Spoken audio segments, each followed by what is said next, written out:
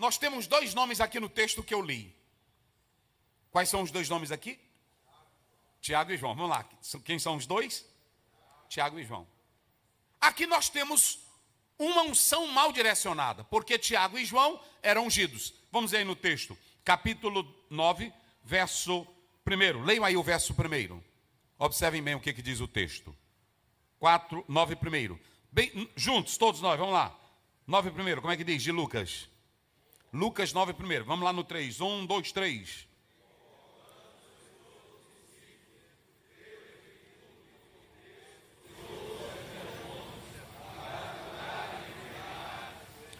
Preste bem atenção. Tem dois termos aí. Eu vi aqui nas apostilas, muitos usando grego, eu usava muito grego antigamente. Hoje eu diminuí, não porque eu estou desprezando, todo dia eu leio. Mas você tem dois termos, dinamis e você tem exousia. Você tem virtude e você tem autoridade. Ele deu a unção para esses homens. Jesus, quando os chamou, deu a unção. Só o fato de chamar já é separar, é a unção.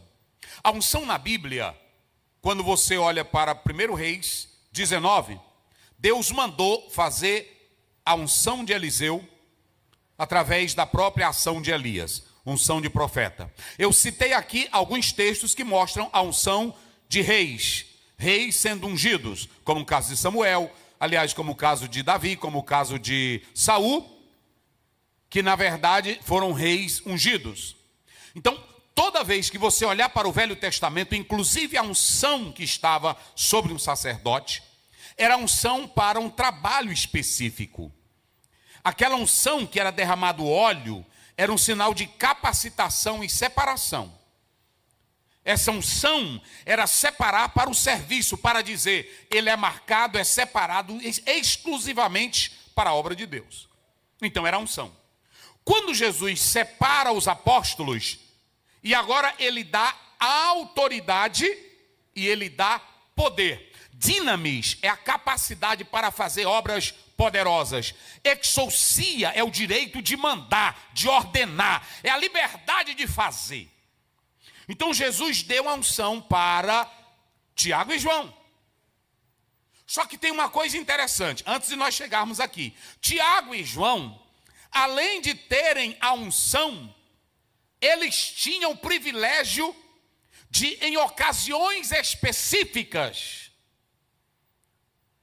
eles terem uma intimidade mais profunda com Jesus. Mateus 17, na transfiguração, quem é que está com Jesus? Pedro, Tiago e João. No Getsêmani, quem é que está com Jesus? Pedro, Tiago e João. Na casa da menina que morre, quem é que está com Jesus? Pedro, Tiago e João. Não é porque eles fossem os melhores. Não. Porque Jesus disse que revelou tudo para os seus discípulos porque eram seus amigos. Mas qual era, pastor Ziel, a questão aqui? Prestem minha atenção. Diga comigo, só para a gente chegar no texto. Eram ungidos, tinham poder, tiveram experiências gloriosas. Irmão, Tiago e João viram coisas tremendas, coisas poderosas. Mas de repente, Jesus levanta o rosto, Isaías 50, verso 7, e ele diz, a sua assunção, e ele diz, eu vou para Jerusalém. Quando Jesus diz, eu vou para Jerusalém, isso aqui é interessante. Primeiro, porque Jesus, ele não morreu como um acidente, uma pressão, ou algo tramado contra ele. Ele decidiu ir para Jerusalém. E quando ele decide, ele sabe que vai ter a morte, a perseguição, o ódio, e ele vai sofrer. Ele vai deixar a Galileia e vai para Jerusalém. Mas ele torna o rosto dele como de seixo. Ele torna o rosto dele decidido. E ele diz, eu vou para Jerusalém. Por que é interessante, primeiramente, a gente atentar para isso aqui, dessa decisão firme de Jesus? Porque Jesus, a Apocalipse 13, 8, ele já tinha sido morto desde a fundação do mundo. Então ele vai para lá. Antes dele ir, ele chama os seus mensageiros e diz assim: vão lá em Samaria, isso aqui é interessante, e preparem o quê? Pousada. Eu vou me hospedar aonde? Meus irmãos.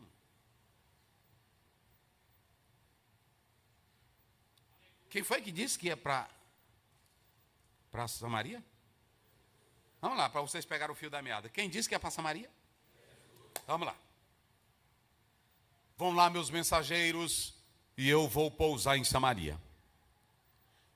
Jesus sabia, lá em 1 Reis 17, 6, 4, 10, que a Samaria tinha raiva de quem? E no período interbíblico, isso aumentou mais por causa do exclusivismo judaico. Quem piorou mais foram os judeus.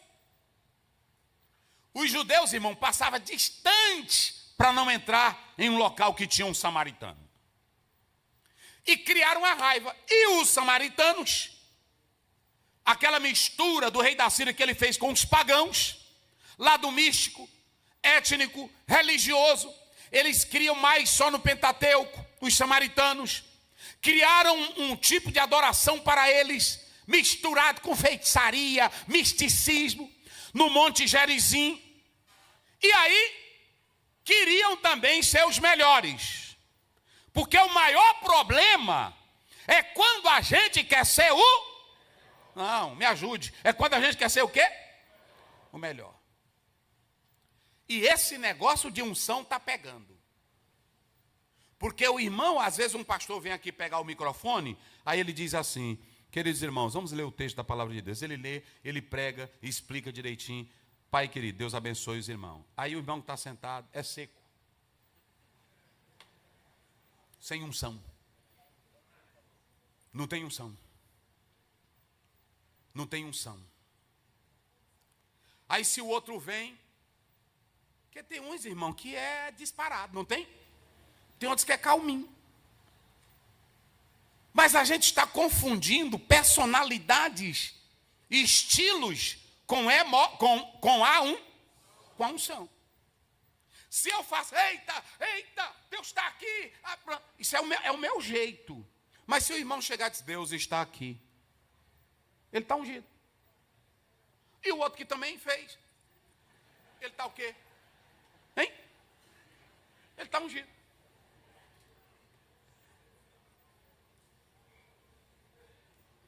E olhe para cá. Sabe qual é o maior problema aqui? Que é uma virtude que nós não temos mais? Digam comigo, tolerância. Vamos lá.